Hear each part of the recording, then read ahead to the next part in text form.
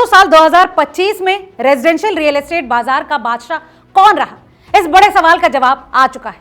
दरअसल Knight Frank India की एक लेटेस्ट रिपोर्ट में भारत के उस शहर का नाम सामने आ चुका है जिसने बीते साल दूसरे सभी शहरों को रियल एस्टेट ग्रोथ के मामले में पीछे छोड़ दिया है।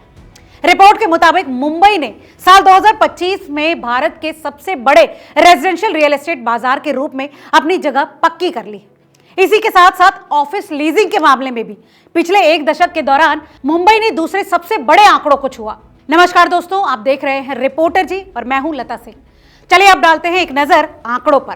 दोस्तों, नाइट फ्रैंक इंडिया की India real estate office and residential market July December 2025 report पिछले कुछ दिनों में ही आई। इसके अनुसार साल 2025 के दौरान मुंबई में कुल 9.8 million square feet office space किराए पर लिया गया। हालांकि पिछले साल के कंपैरिजन में ये 5% कम था, लेकिन तब भी पिछले 10 सालों में ये दूसरा सबसे मजबूत साल रहा। साल की दूसरी छमाही यानी H2 2025 में 4.3 million square feet office space किराए पे लिया गया। बात रेजिडेंशियल मार्केट की करें तो मुंबई में साल 2025 के दौरान कुल 97,188 मकान बिके। ये पिछले साल की तुलना में 1% ज्यादा है।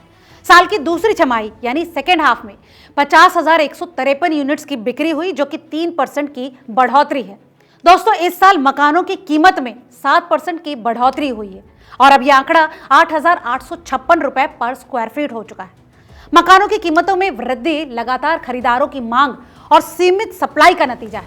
दोस्तों, नाइट फ्रैंक इंडिया की इस रिपोर्ट में यह भी पता चला है कि लोग अब सस्ते मकानों की बजाय महंगे मकानों को ज्यादा तवज्जो दे रहे हैं।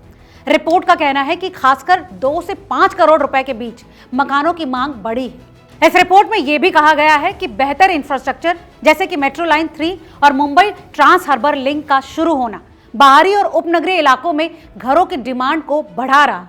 इस बारे में नाइट फ्रैंक इंडिया के इंटरनेशनल पार्टनर गुलाम जिया कहते हैं, मुंबई का ऑफिस मार्केट लंबे समय से स्टेबल बना हुआ है। साल 2025 में पिछले एक दशक में ऑफिस लीजिंग का दूसरा सबसे बड़ा आंकड़ा दर्ज किया गया। खास बात यह है कि जीसीसी का तेजी से बढ़ना भी इसी साल हुआ। इस साल उनकी बाजार हिस्सेदारी लगभग 3 गुना हो गई। इसकी एक बड़ी वजह यह है कि ग्लोबल कंपनीज अब हाई लेवल एनालिसिस और शेयर्ड सर्विसेज के लिए मुंबई के बढ़ते रियल एस्टेट पोटेंशियल का फायदा उठा रही है। कुल मिलाकर आने वाले समय में भी मुंबई की बादशाहत जारी रह सकती है।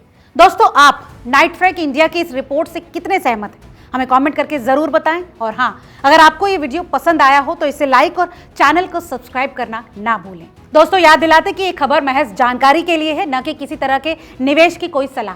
तो रियल एस्टेट में निवेश से पहले अपने लीगल एडवाइजर्स की सलाह जरूर ले लें।